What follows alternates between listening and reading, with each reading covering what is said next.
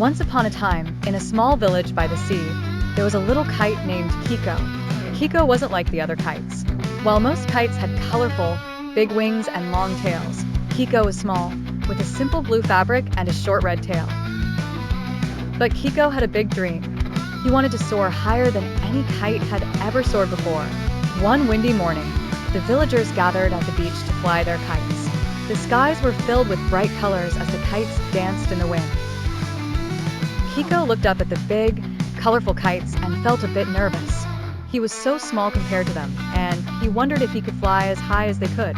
I may not be the biggest kite, Kiko thought, but I can be the bravest. With a deep breath, Kiko's string was pulled, and he leaped into the sky. The wind caught his wings, and for a moment, he felt free. But as he climbed higher and higher, the wind grew stronger, and Kiko began to wobble. He looked down at the beach. All the other kites were flying happily, but Kiko was starting to feel scared. He began to tumble, and his tail whipped in the wind. But just as Kiko was about to give up, he remembered something his maker had told him.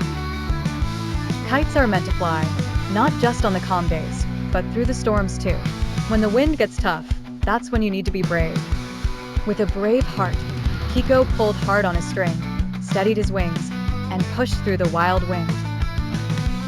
Slowly but surely, he began to climb again, higher and higher, until he was soaring above the tallest kites, feeling the wind rush beneath him like a mighty river.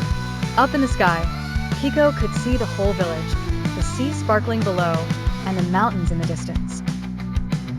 He was flying higher than anyone had ever imagined. That day, Kiko became the star of the Kite Festival. Everyone cheered and marveled at how the little kite had risen above the rest. And from that day on, Kiko was known as the brave little kite who could fly through any storm, no matter how strong the wind was. The end.